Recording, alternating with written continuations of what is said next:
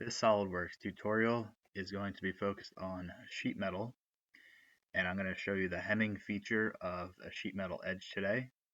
Basically, it folds an edge of the sheet metal part on top of itself, so creating a U shape, and it adds strength to the part, to that edge. It reinforces it.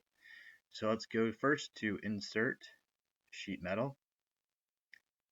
We're going to go to this hem icon. And first thing we need to do is select an edge. So let's go ahead and select this edge here. You can see a preview in yellow of what it's going to look like. We can flip the direction.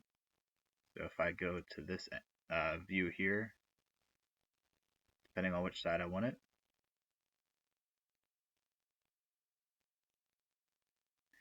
I can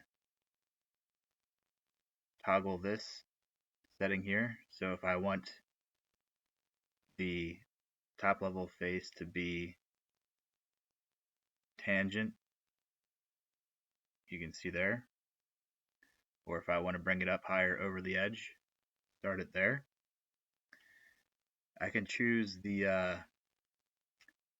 kind of the type of the hem of the loop, so I can have it nice and like tight like that, or I can leave it more open. Depending on the shape, I choose the measurements, so the length, for example, if I want it shorter or longer.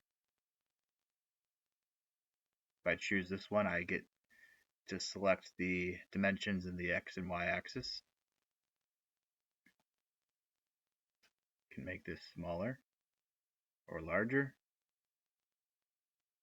depending on the radius.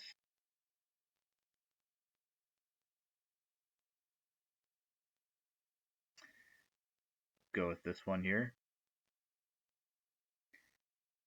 That is going to do it for this tutorial. Once I select the green check mark, I've placed my hem. We'll see you on the next one. Just a little SolidWorks sheet metal video. Like and subscribe to the channel. Thanks.